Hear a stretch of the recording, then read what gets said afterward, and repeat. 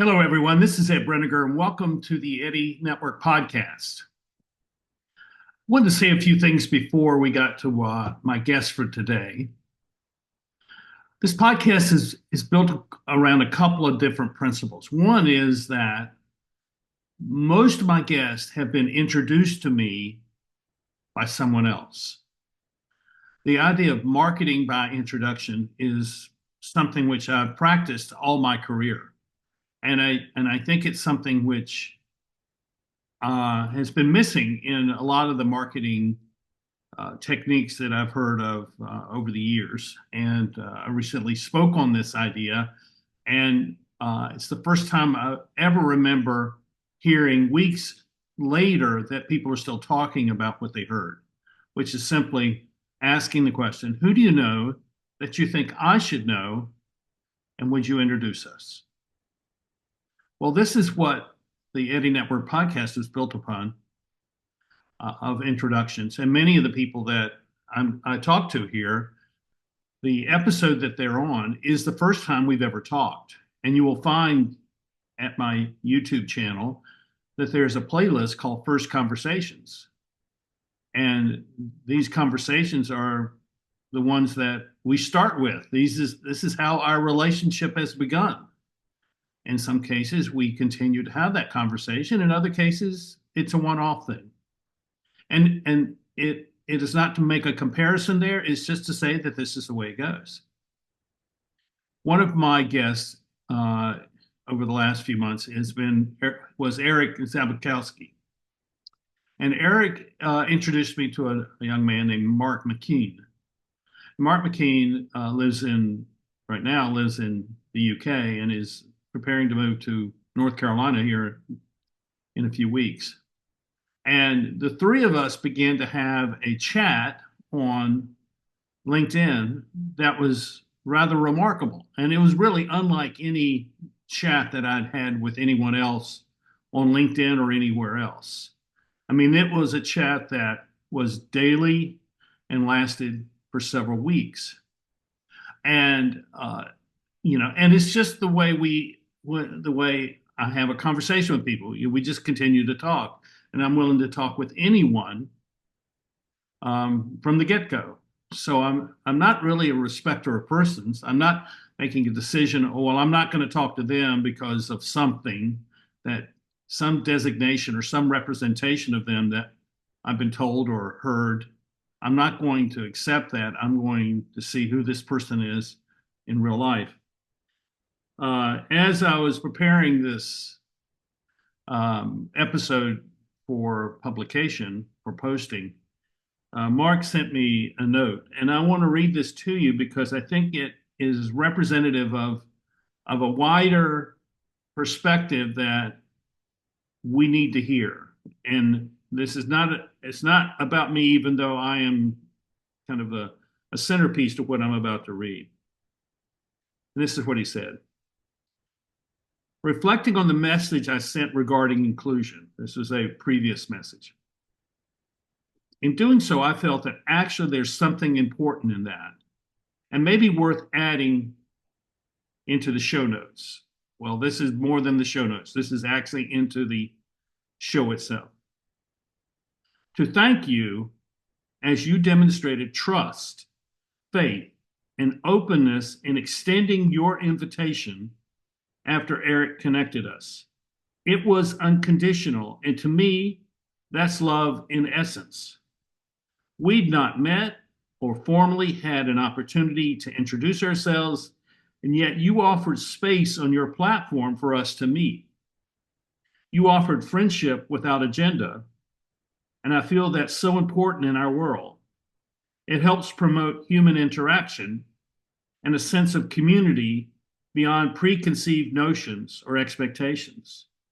Perhaps this is what has been eroded, traded, or exchanged along the way, and or is now missing in the lives of many. What mattered to you and what was felt was our humanity and the beauty of our connection, communication, and learning from one another. With your skills and experience, you help keep the conversation moving and aligned where necessary without having to set a structure or agenda. For me, at least, the reward of such a demonstration of kindness, love, faith was resonance. There was an affinity based on core principles of what it is to be human, and a decent human, in my humble opinion. Our understanding of human nature and the way we shared our interactions on a daily basis in our neighborhoods, lives, was a wonderful example of how the basics, regardless of knowledge accumulated, remain beyond the form. Your embodiment of inclusion and community, the very essence of how you help people feel and understand in your life, is demonstrated in your podcast. It was enjoyable and uplifting. Such is your way. I thank you, Mark, for those very kind words. And I think you will see in our interaction that we met at a point of meeting that really had meaning to us. Sorry for the redundancy of the word, but that's really the way it is.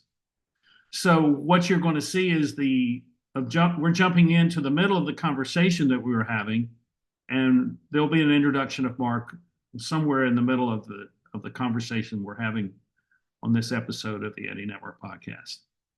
I tell you this because I want your conversations with people, and I want your meeting with people to be of a similar character, where you find that you are meeting people and there's some kind of bond that happens. There's something rich and affirming that happens, and you feel that after you've met this person or they have met you, that there's something valuable worth treasuring and nourishing and nurturing and protecting going forward.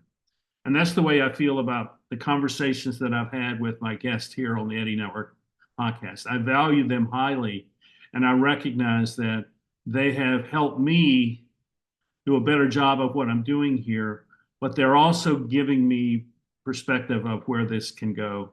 And I'm grateful for each one of you all who are my guests. So thank you. And so here we go with my conversation with Mark McKeon. I think when you started, one of the points which we noted earlier on, I was speaking with my father, I said to him, we were sat on a chair, like a sofa in a coffee shop, and I said, it's very easy for us to postulate and pontificate sometimes about what we can and should be doing, or from an armchair, but then the real life context of it is so different for everybody, every family individually. Because we were talking about the sense of community and how it is around here, and do we feel like it's becoming more insular and less of a community than that? But what I can say only, and again, we've got to understand, I hope we both understand that our experiences are limited to our experiences. That's how we're talking through those frames, have transcended all the depths or whatever heights.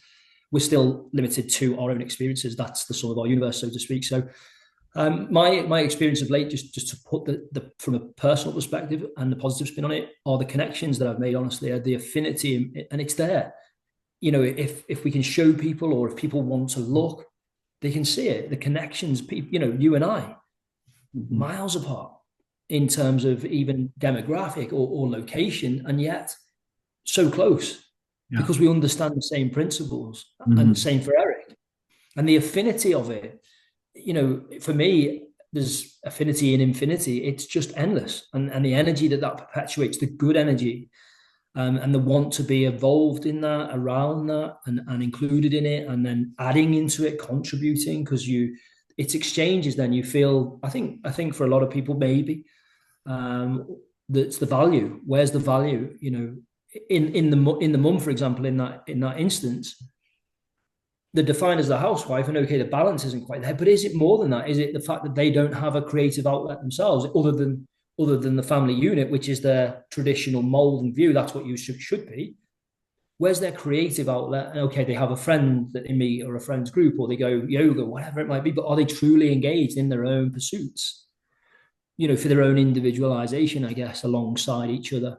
And those traditional roles seem, from the outside, for me, to have adjusted, I think, even to a point where we've gone excessively with the women independence now, where, okay, well, yeah, I've got it all. I can do it all. and they burn out to that point. I've got my own very strong feminine energies around me, women in business, and I see that, in my nan who built a business, and without that business, just didn't know how to define herself outside. Now, once she's traveled a bit more and retired, it's like, well, what now? Who am I now? How do I redefine myself? And I Mm-hmm. think that takes a little bit of thought. Well, it takes thought. Not only that, it takes energy. You've gone with the path of least resistance in what you know for such a long time and been defined, and then all of a sudden you're asked to redefine or recreate. And that's why I admire both yourself and Eric and some other friends like Zen and Kevin Baker. There's some wonderful people I've met where they're just able to consistently adapt. I mean, Einstein was alluding to it, I'm paraphrasing, but those who will survive are those who will adapt. It's not survival of the fittest per se. That's not what we're saying. It's maybe survival of those who can create the best and the most value for themselves and the community then. Yeah. So Yeah, I think that the ability to be resilient and to adapt is really key. And anyone that says that they know what that means for the future doesn't really understand. well, yeah, the definition of adapting, yeah. I think I think the skill set is, how do I take what's in front of me right now and either um, take it and maximize it for my benefit in some way, Yeah. or walk away from it and not even given a thought. Mm. I think there's a lot of things that we should be walking away from, a lot of ideas, a lot of emotional trauma that gets stirred up online that doesn't Yeah. help us and doesn't lead to anything. And so this kind of conversation that we're having, and what we will have, the three of us, with you and Eric and I, in Yeah. a week or so, I think is really important for the future, because it may not lead to business structure, but what it does lead is a greater understanding of how I think and how you think and how Eric think. We gain a greater sense of our own capacity to deal with reality when we're able to talk with one another, and Yeah. not and be able to talk in an environment where there's no pressure, to perform, no pressure to be right, no pressure to be critical, no pressure to promote something, nothing. There's nothing, I don't know how we got started on what we're talking about, but this is where we are. Yeah. And, and this is the way conversation should be, because ultimately at some point we come to a conclusion and we say, yeah, we both agree on this. And is there something for us to do together? Is Yeah. there a place to take this? Mm. And that's what, I think that's part of what I think is needed now, is that way of in a public environment having a conversation like this, Yeah. where no one is there to promote their own agenda, but we're able to have a conversation. Yeah, absolutely. And at the center of it, the heart, metaphorically and physically, is that it's the service to other people, I guess. Yes, the gift here that we're given is you can service yourself along the way because there are no others. That Yeah. great quote, how do I treat other people? There are no others. If you can truly know, understand, accept, and after the acceptance, because apparently love is the absence of judgment, you get then an intention to, in everything you do, every choice that you make, and it doesn't have to be overthought. I hear a lot when I speak to people or coach or in business settings, it's a bit deep or it's overthought. It's not. It's just you simply become that essence with all of that perspective and awareness, and you move freely through. Then, if you haven't got it, then it's difficult. But as you grow into it, you realize that actually you've expanded your consciousness and you just move with it. And that's what we were talking about the other day, about traversing through the identities without having to be defined in each case. If if you were philosophical and I come to you as a scientist, and that's all we are, perceptual apex is philosophy and perceptual apex is science, well, how do we even talk if that's where we're starting from? But the ability, as you said, with neurodivergence is to be into and understand the principles of energy, so to speak, that align to everything else. And then it all comes together at some point. Now, what points it comes to, again, it depends on the context and the conversations. But yeah, the sense of community, anyway, back to that, Ed, for what I feel for you guys is fantastic. And it's great that even from across the pond, we're able to communicate the way we do. So let me ask you this question. How did you get to where you are today? How did you come to see all of this, have this sense of perception of or perspective on the world? Yeah. How did you find yourself doing the work that you're doing? This is sort of give us some of your your biography. Biography, yeah. I guess I was a late starter. I went to university, traditional route, family support here saying, look, we'll give you a hand if you want to go now. So I was 18 or maybe 19, 20, whatever I would have been. I went, just didn't, I was playing sport. I was of an age, my maturation was just not quite there. I was only interested in booze, women's sport, typical, I think you'd be called a jock, so to speak.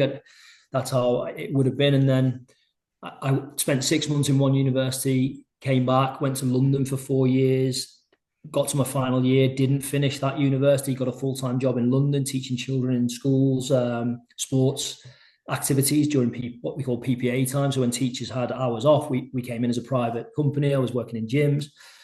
Then at 28, and I came back and was working telesales and just thought, there's more to me. What do I really want to do? So I lined up a degree in working with children and young people. So it was essentially psychology based. It was towards the progression, the natural progression for those, like the high percentage of people with it would go a teaching or social work.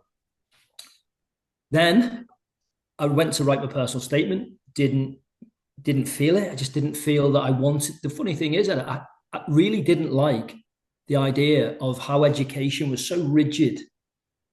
I just didn't want to have all that red tape and like a contest and the pressure of having to hit targets rather than being able to teach with some more sort of organic, for want of getting into a bit more of a complex sort of conversation there. But that was my take on it. It just didn't feel right to me. And so I didn't do it. And I got into recruitment then. That's another story. I watched a film that my cousin invited me to, and I remember sitting in the film. It was Wolf of Wall Street, so it's a bit cheesy, that I know. But I remember the reason it resonated was I was sitting in the film and I'm watching that last scene and he's in the room, Jordan Belfort's in the room. And I'm thinking, why? If you've got choice in your own life, are you waiting for someone else to tell you what to do? Because the irony of the whole story for him, he just never waited, he just did it. So I thought, I can do that. So I sat down with myself. I wanted meritocracy because I believed in, a bit the reciprocity of putting in and getting it back. And I was working an admin role at the time. So I thought, what am I good at? What do I like? Well, I love people. I like helping out. I like speaking to people. I feel like my background from private education and then public education and family having money and then family not having money and all the rest of it made me able to see a lot of different sides. And so I got into recruitment. And that would have been about 2012, coming out of university, graduated with first class honours. And the reason for that, Ed, was because I wanted to do it this time. What was your degree in?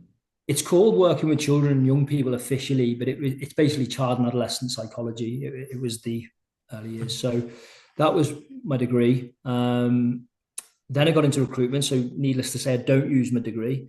And this is where it starts to get interesting, Ed. And I hope we can be candid, and I'm open, in good company, speaking honestly here. I had a gambling addiction then. It was creeping in my 20s, but it really ravaged, or I allowed it to. Most of mid to late 20s and early 30s, it only stopped, believe this or not, in 2016. And what had happened, I had a fallout with my mum, and it was sort of that last heartfelt connection that you think would never turn her back, and we had a conversation, and she said, you're junkie gambling wise. But I didn't see it. Now I didn't affect anyone else, so to speak, but my moods would change. I wasn't impacting people without being aware of it. I just didn't see it at the time. 3 weeks went by. I was holding on to this spite, and it was killing me. I was like, I can't feel spiteful to mum. Why am I spiteful? Why do I feel this way? Because she was right. She was telling me the truth. So I looked at myself. I figured out what I could control. I went on a healthy eating plan because I was very overweight and depressed at the time as well. I wasn't sure whether gambling was perpetuating the depression or vice versa, whatever. And then 3 months later, I literally woke up one morning, Monday, November 2016, and someone or some things had put the light bulb on, and it was there. I just had a massive download, or however this semantics fit this. I was enlightened, and ever since that day, this path has just been one of absolute self-exploration, self-discovery, truly illuminating, helping other people. I've been of greater service. My relationships are enriched.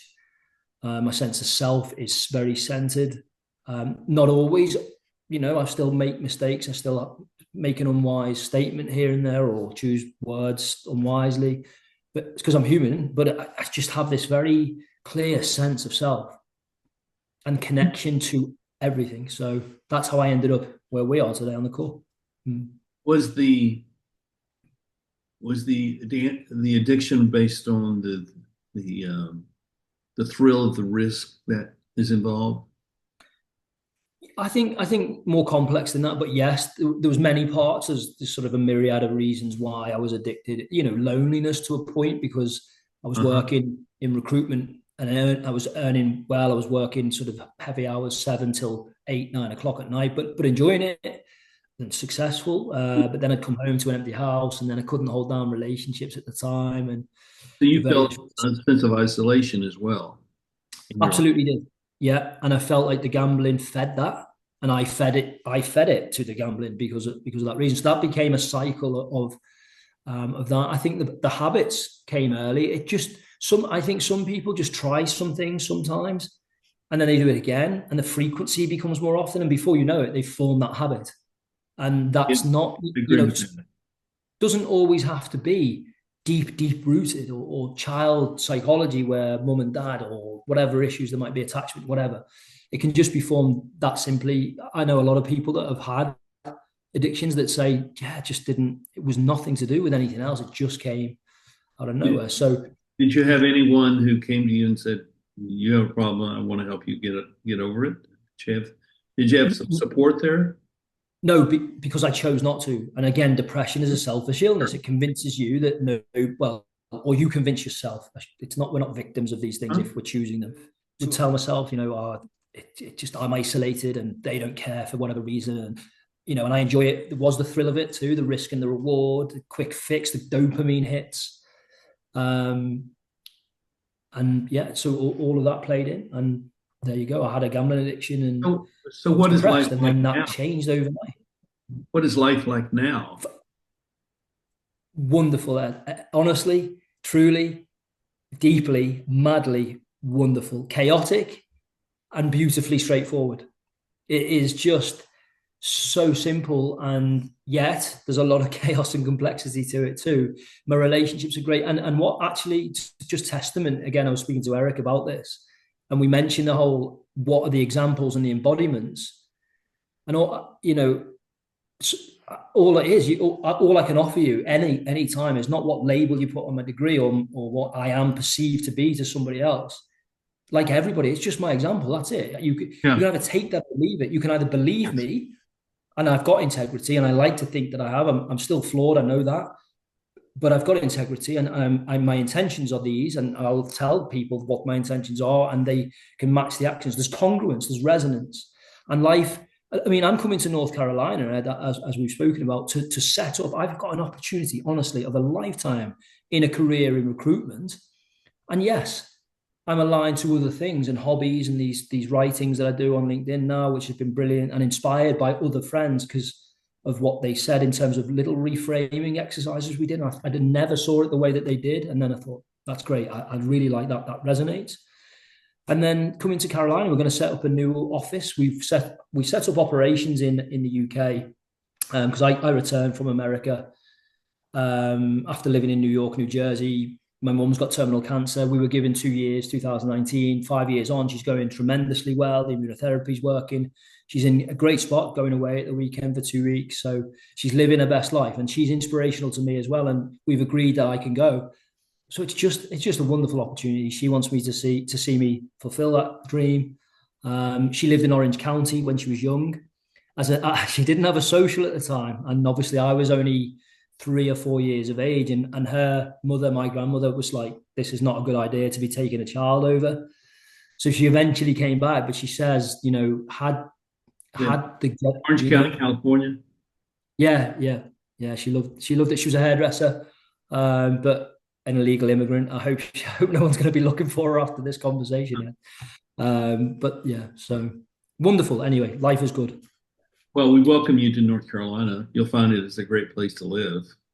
Yeah, And we'll only be a couple of hours apart, which will be cool. And who knows what will come from it? Maybe we can start some things that I um, think so. Yeah, either one of us can do on our own. Because I think that's important. So, as you look at your future, yeah. what is it that you're interested in?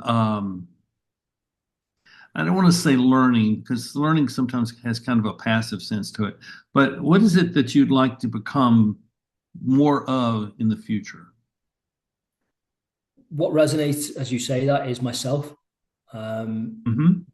Now, that's a simple answer. More complexity to that. If I go macro with this, Ed, I do have this vision that somewhere in time and space, we are able to sit children in a classroom and say, here's two examples of what happens when human beings do what they do. Yeah. Which one talk to the class about how you feel after you watch this children. They're showing the full gambit of humanity and what we did and what we did, all the great stuff, the beauty, the language systems, everything, but then all the war and the atrocities, and they get to decide how they feel about that. And then we focus on how they feel in the good sense. So if they say that they feel better with this, and this is love and this was joy, then that's where we'll go with, and we'll stay with that, and that's where we'll focus our Are, energy towards. So are you saying you're giving to these children the prerogative to set the path that they're going to go on? yeah, I think there's an inclusion there where we can trust them to understand things that maybe we keep from them at an early age that we don't think are either prudent. Like children can understand simple things like reaping what they sow on an energy exchange, and a ripple effect of Yeah. energy and a quantum effect of it, if you will. We don't need to go into such complexity. You can have simple analogies. If you can explain it at that level, you can certainly macro it up to somebody else, certainly. And if you can explain it there, you can certainly try and bring that down as well. In the intermediary, well, I've got a duty of care to the people that we're going to hire in the recruitment business. So that's definitely part of success to me, is making that work for the investment opportunities and the people that have invested in me, and Mhm. vice versa. We've exchanged an energy, and they've given me the faith to go and do this. They've said, "Yeah, you're our guy." I have a lot of time for people who back people, and trust people, and then the people on the other end of that trust come through. Doesn't always have to be straight lines and whatever, but they come through on what was agreed. That we, not the I, not the me, the we. So that will be more short term success. Um, I'd like to be presenting more, exposure to wider audiences to talk about principles. I mean, we know Ed from both our exchanges and also some of the writings that I'm doing. There's different avenues that we can get into and more complexities. I think sharing the example and saying, look, don't be afraid of being that person that you were, and be thankful for it. Like if you get reminded by the people who knew you then, high five them for that, because thank you for reminding me how far we can go. So let me ask you this. The fact that you're a young guy and I mean, you're beginning a new adventure in your life. Yes. So you're in your early 40s. I have found in my work that people who enter their 40s end up making some sort of significant transition in their life. The 40s is that, they spent 20 years or 25 years doing something, and they decide it's time to do something different. And Right.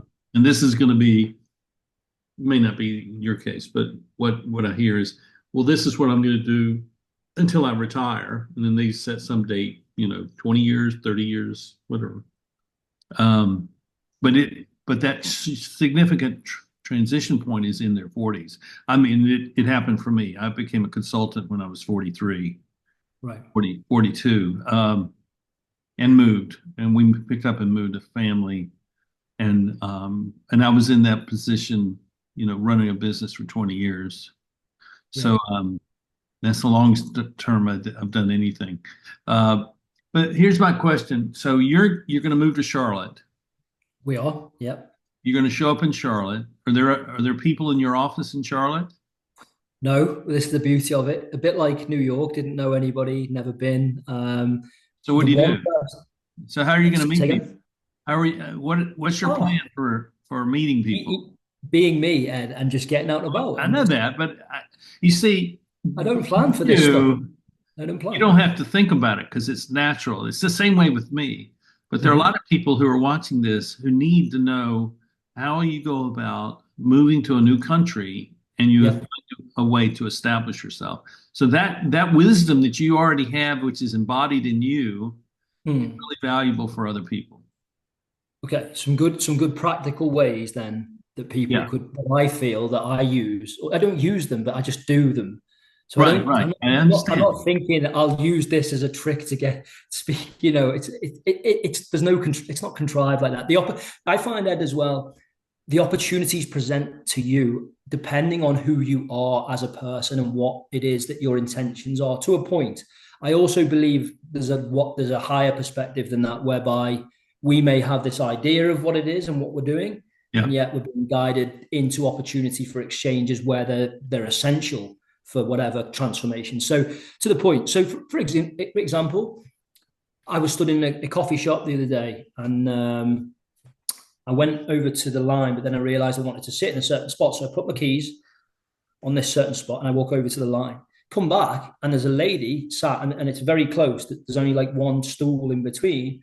And she sat on the opposite, like the third stool in, and I'm on the first one. So I sat down and I said, if this was speed dating, it'd be a little less awkward, because we're very close, there's close proximity, right? So people can, like in the lift, people feel awkward, and we don't need to fill the silence. I think a lot of the time, one of my friends, Kevin Baker, is teaching me about that. Ultimately, that we say a lot and mean not hardly means anything. We make a lot of noise and there's less sound. So I just said, and it is, yeah, okay, it's a little bit cheesy, a little bit cheeky, but it was just friendly in my opinion, so that there wasn't this like, oh, now we're facing each other on two stools with one just in the middle.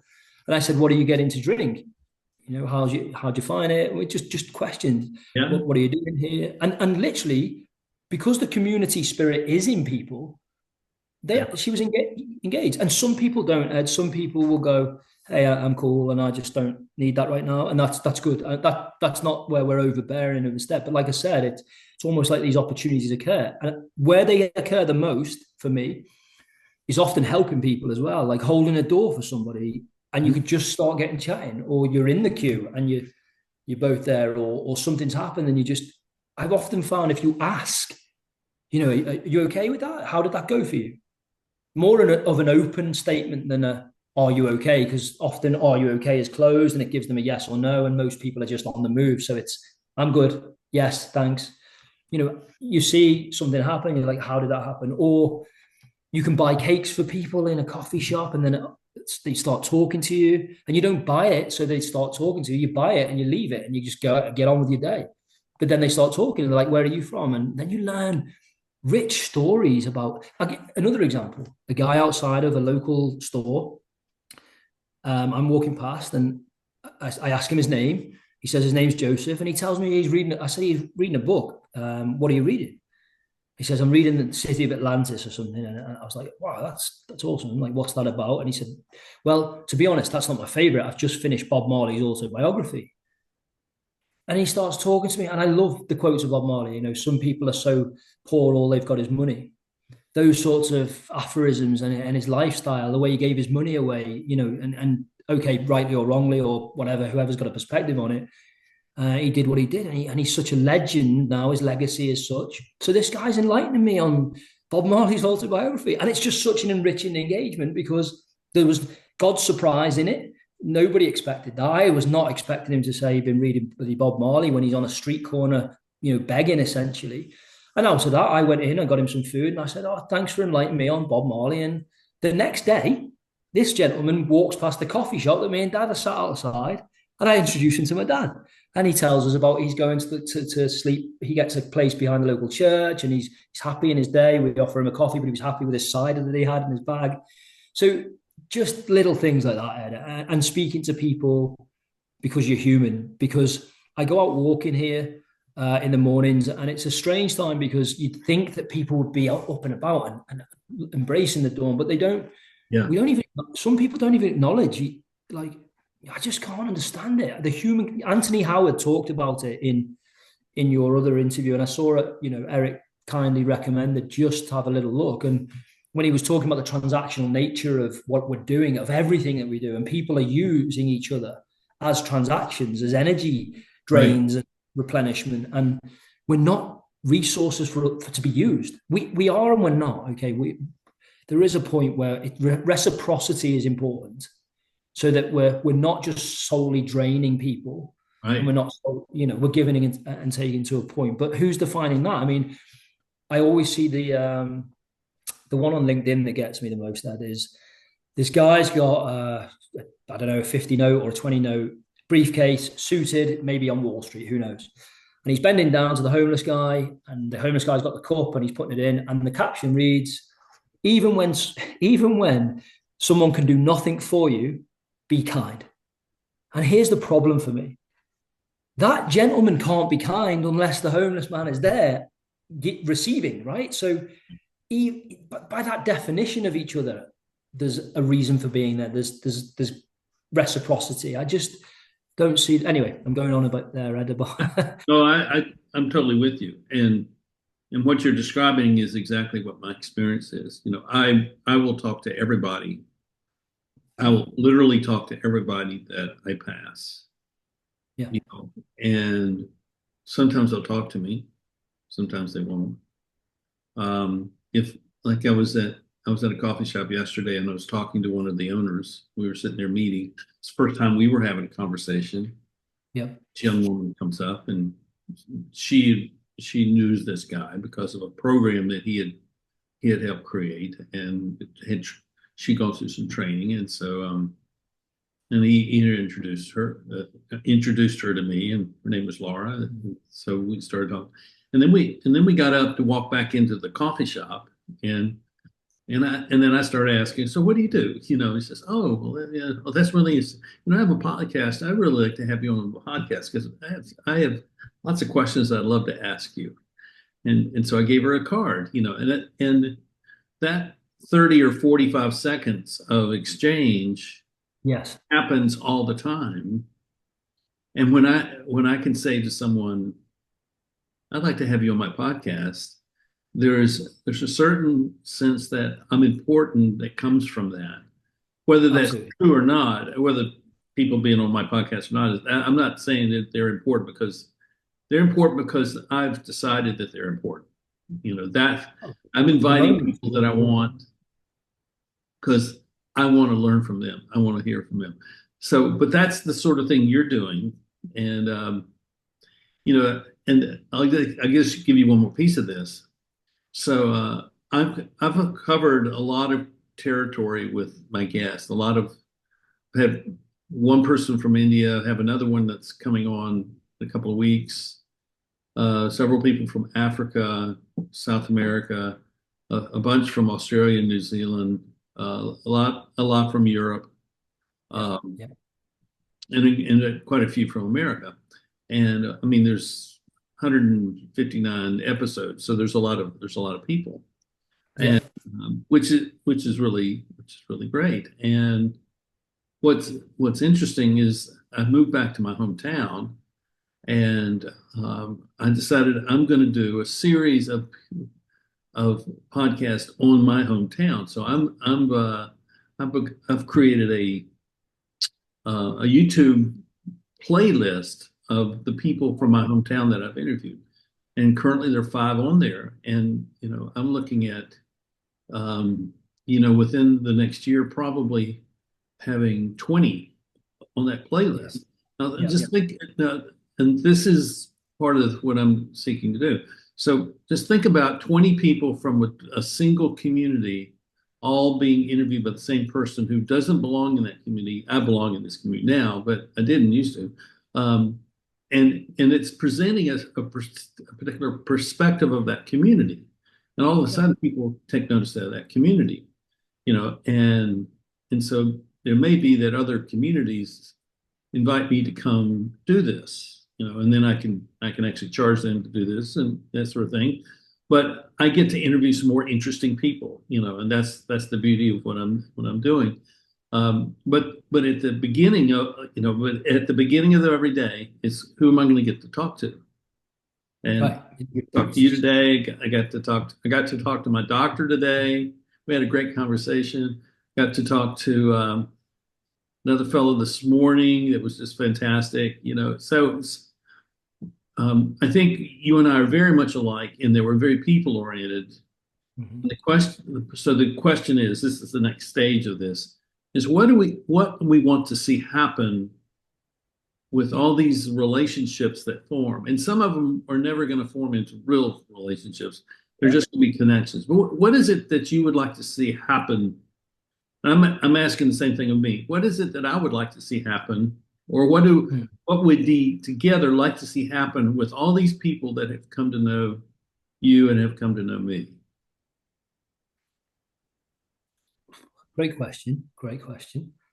Personally, I'd like to see principles that align to every single one. So we'd have almost like a data sample where,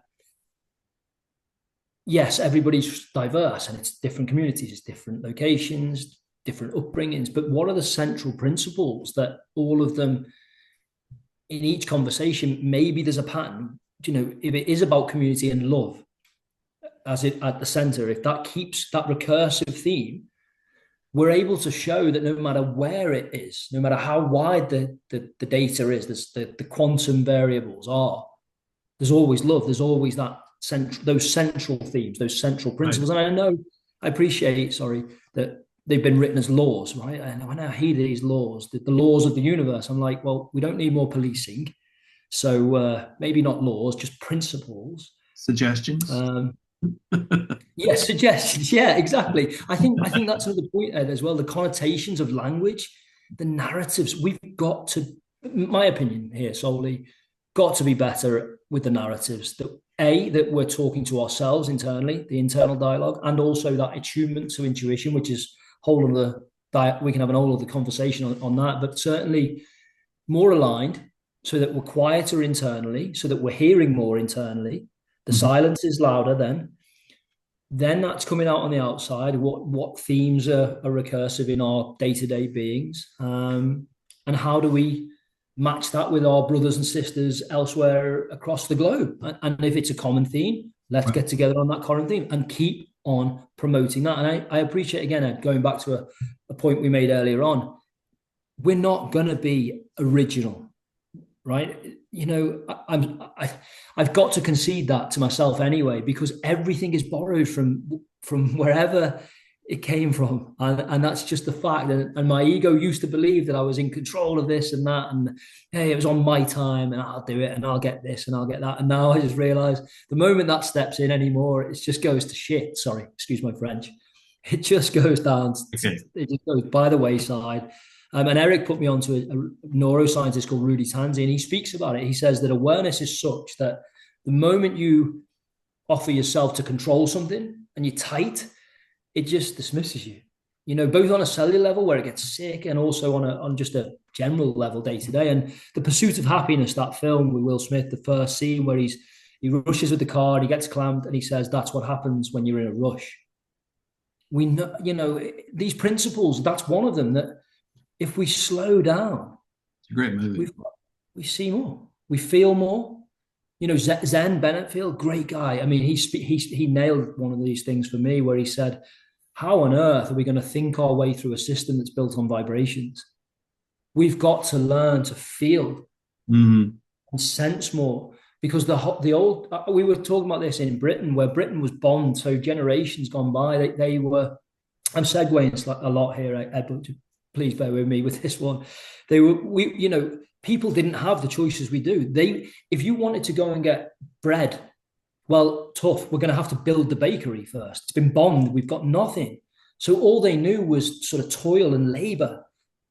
So that's why you always got, well, we did here, got those narratives. You don't know how lucky you are, but that wasn't helping anybody by pushing that agenda on people. That was just adding into it rather than saying, look, this is what we did. How do you feel about that? Asking questions rather than making statements all the time. I find you and Eric do a great job of that. And again, in meeting people, ask them questions. Because as you said, the value that when they're able to speak and they're given a voice, they feel value. Why? Well, probably because the moment you're born, the doctors tell mum and dad what to do with you. Mum and dad tell you what to do. The school system, what to do, what to do, what to do. You go and work with somebody, you get told what to do. And even then, in families, the voice, where's your voice in the family? Is the older brother get more attention? And so on it goes. And then you're in the workplace and people are fighting to speak and be heard and just have to say something simply because they just want to have a voice. So in the moments where you're reaching out to people in society and a community and expanding that wonderful concept of community, you're asking them, you're saying, hey, I'm just about this. And all I want to do is hear what you've got to say. And if you don't mind, I'm going to speak as well and we'll have an exchange. And then what comes of it? And often, as you've proven in your own examples today and from my father and this guy, the synchronicity that comes and the energy that starts, the vibe that you feel from that is just, it's amplified through the connection. And that's the human connection, the human heart, the intention. So anyway, yes. I think what you're describing is really true. And I think that it's also an emergent reality that's happening now. And it wasn't really happening earlier in my life. And I think it's largely due to the way we have structured society around institutional relationships. And those institutional relationships no longer exist anymore. People are being redundant, and so they're out of a job. And so now they have to communicate, they have to engage with people. And so ironically, all these people being let go by all these companies are giving them a new lease on life. Right. Yeah. Build relationships that matter and figure out how they're going to survive.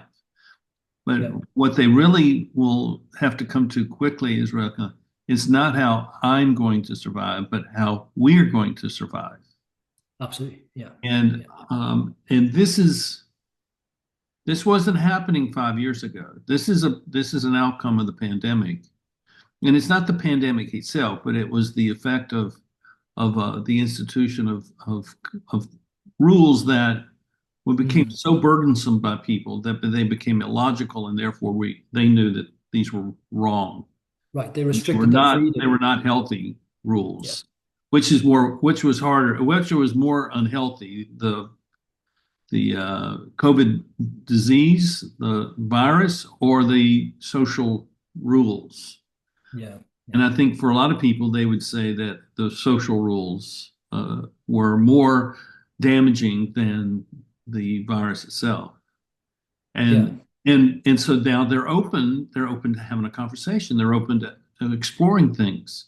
and they don't know what the future looks like. And so that is a wonderful thing. When you don't know what the future is, it means you're open to what the future could be. And creating it, you have a chance to And create. and the next step is, well, you have an opportunity to help create it. Brilliant. Why don't you Yeah. come join us and we'll go create this together. Yeah. So that's kind of where I see all of this. And you and Eric Zamagowski, um, and I have had this ongoing conversation over the last several weeks, which has been extraordinary. I mean, this is our first conversation, Yep. but it's really been extraordinary, and I really attribute that to Eric. Eric is an extraordinary person, and just so that the those of you who are watching this, Eric was on. We did an episode a few weeks ago, and I had seen Eric on another podcast, and while I'm watching this, I sent him an email inviting him to come on. And what Eric did was he went and watched every episode that currently was existing Did. of the Eddie Network podcast, every one of them, and then sent me a 6 or 7 page report on what he found there.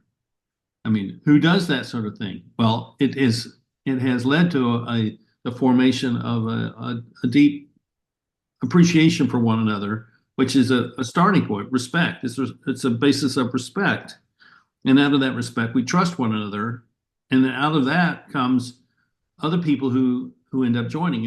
And here you are part of this little circle of three, and the beautiful thing is that there is no expectation that it has to go anywhere. We're just gonna show up and have the conversation, and then the things that will matter will matter because they just happen. And that, some people will call that flow. If they want to call that flow, that's great. Flow is great. But I think that's the way things will happen in the future, because we have been so crushed by form and formula and protocols and Yeah. procedures and plans and systems, and all of those things have squeezed out so much of the creativity that exists in us. Yeah. So when you find a couple of guys you enjoy talking to, and you find yourself talking to them all day long for 3 or 4 weeks in a row, Yeah. Yeah. you realize that there's something different that's happening.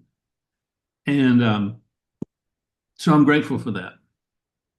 Yeah, grateful for you too, and certainly Eric. The examples, as you put in one of our messages, it's the examples. It's not about us trying to be right or wrong or better or worse. It's just saying, hey, this works, and you don't need a formula or a theory on it. I mean, the amount of theories that I keep hearing about theory after theory after theory. I read one